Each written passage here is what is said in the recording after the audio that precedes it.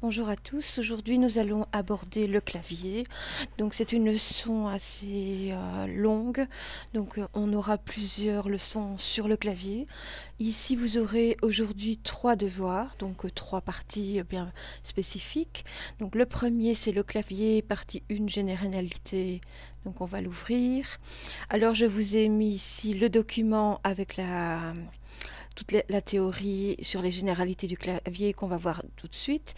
Et je vous ai mis un petit complément, comment connecter un clavier sans fil.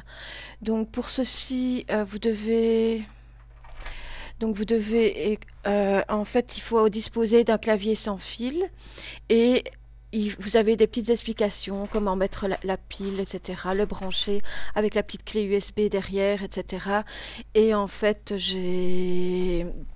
donc, si vous êtes dans le cas que vous disposez d'un clavier sans fil, ben, vous pouvez le faire comme ceci. Donc ça c'est la première partie. Pour la seconde partie, donc dans les généralités, nous avons ici donc un clavier, ça sert à quoi? Avant tout, c'est un périphérique d'entrée, comme la souris.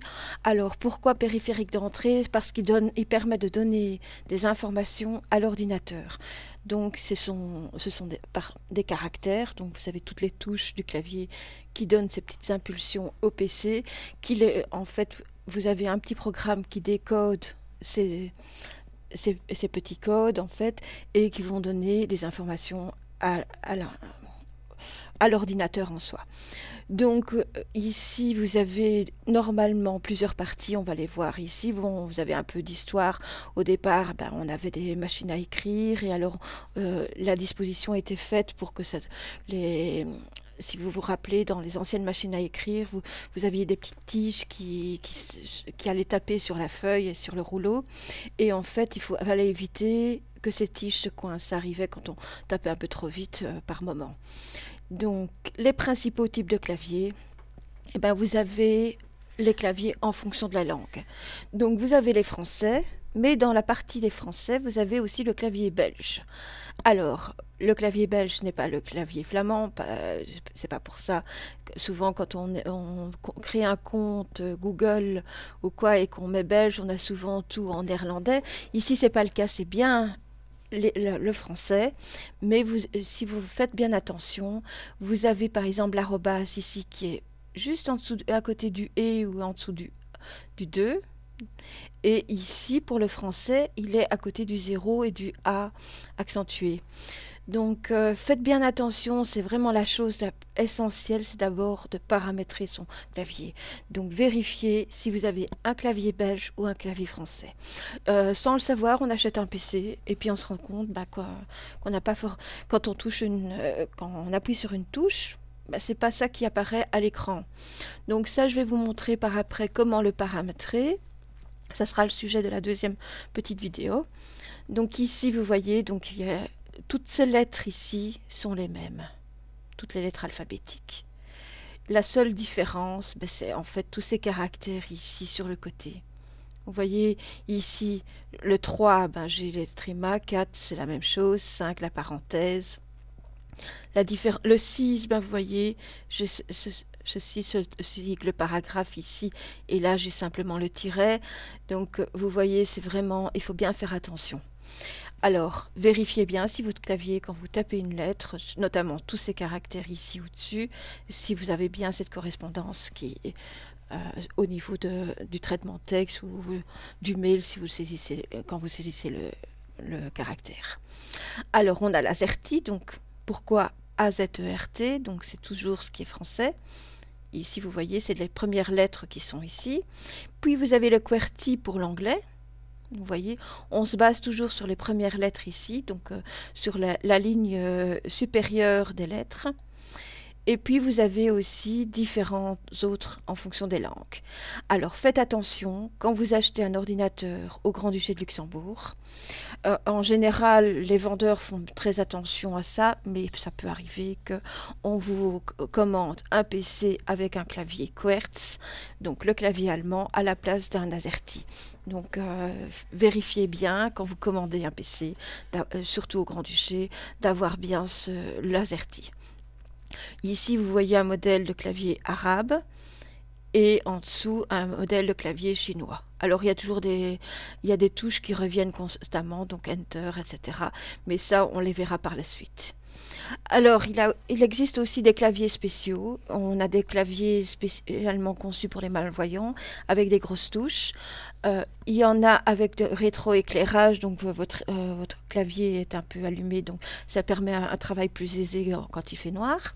Et vous avez ici en braille. Donc, vous voyez, pour les malvoyants, il y a toujours moyen de trouver des solutions. De plus, avec ça, en plus l'aide en ligne sur le PC qui vous dit en fait, vous êtes sur le traitement texte, telle option, etc.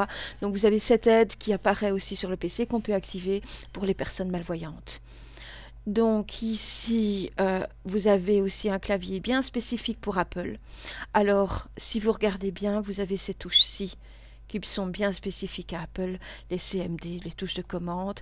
Et sur un clavier Windows, par exemple, vous avez cette touche ici qui apparaît, et voilà, entre autres. Donc, vous aurez forcément une disposition un peu différente si vous avez un clavier, même si c'est un français AZERTY, AZERTY belge ou AZERTY français, vous aurez tout à fait une disposition différente. Alors, comment fonctionne un clavier? Il suffit, en fait, vous appuyez sur la touche. Il y a des petites, des petites mousses qui vont aller taper sur certaines, ça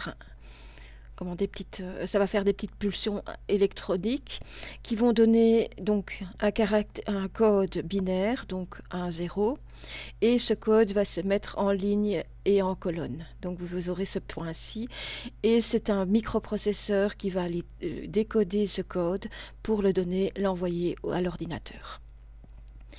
Alors, comment brancher un clavier? Je vous ai mis avant.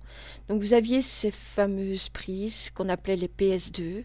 Ici c'est une femelle et là c'est une mâle. Il existe encore des PC où on retrouve ce système, donc vous pouvez le garder tant qu'il est accepté par votre Windows, il n'y a pas de souci. Et vous voyez, donc ça c'est quand on a ceci, on a forcément un câble, c'est pour ça qu'on a mis filaire. Ça c'est l'ancienne version. Vous aviez la même chose pour la souris, ici en vert. Donc c'est le port PS2 vert. Vous pouvez le regarder sur certains anciens PC, vous les trouverez toujours, même sur certains récents. Donc voici un peu comment ça se place. Vous voyez ici port souris PS2 et port clavier ici. Donc il suffisait de brancher cette fiche ici, puisqu'on a une femelle, on prenait la fiche mâle qu'on mettait à ce niveau-ci. À côté de ceci, maintenant, on a ce qu'on appelle des ports USB, des câbles USB. Donc, ici, vous avez ceci. Vous voyez, ce sont des sorties USB. Et là, on a deux types, USB 2, USB 3. Alors, l'USB 3 est reconnaissable parce qu'il y a cette ligne bleue, mais ce n'est pas toujours le cas. Mais en général, vous avez cette petite ligne bleue. Vous voyez ici, ça, ce sont des ports USB 3. Et ici, des ports USB 2. Donc faites quand même bien attention.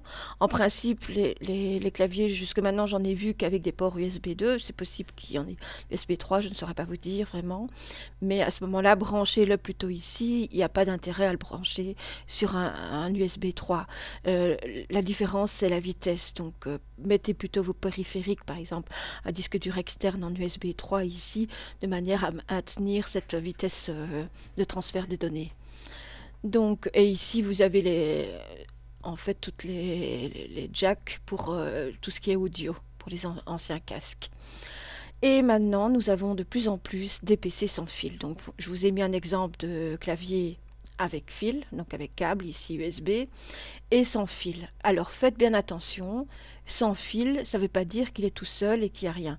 Il y a toujours une petite clé USB qui se connecte derrière le PC, donc sur cette partie ici, probablement ici, et que vous devez garder. Pourquoi? Le transfert d'informations va se faire via un réseau qu'on appelle le Bluetooth. Donc c'est pour ça que quand vous avez un clavier sans fil, il est nécessaire d'activer son Bluetooth. Sinon, vous aurez des soucis pour la connexion. Donc faites bien attention. Vérifiez aussi, puisqu'il y a des piles, qu'elles soient bien chargées, etc. Et en principe, c'est bien. Donc, certaines personnes sont plus sensibles à ce système-là et préfèrent un clavier filaire. Donc, au niveau des ondes, c'est à vous de choisir. Moi, sincèrement, j'ai l'habitude avec le clavier ici filaire. C'est pas gênant en soi. Un fil est plus gênant pour une souris que pour un clavier. L'avantage de ce système-là, si vous avez par exemple une télé, ordinateur ou un écran que vous voulez mettre à distance, vous contrôlez, si vous voulez lancer une recherche ou quoi sur votre Smart TV, vous êtes tranquillement installé dans votre fauteuil et vous commencez à faire vos recherches en tapant sur le clavier. C'est un des avantages de ce système. Donc le port USB, je vous ai mis un peu le sigle ici, vous voyez, il apparaît comme ceci. Et voilà, c'est terminé pour la partie théorie générale. Je vais donc, on passera à la vidéo suivante où on apprendra à utiliser son clavier avec les touches principales. Je vous remercie de votre attention et à bientôt.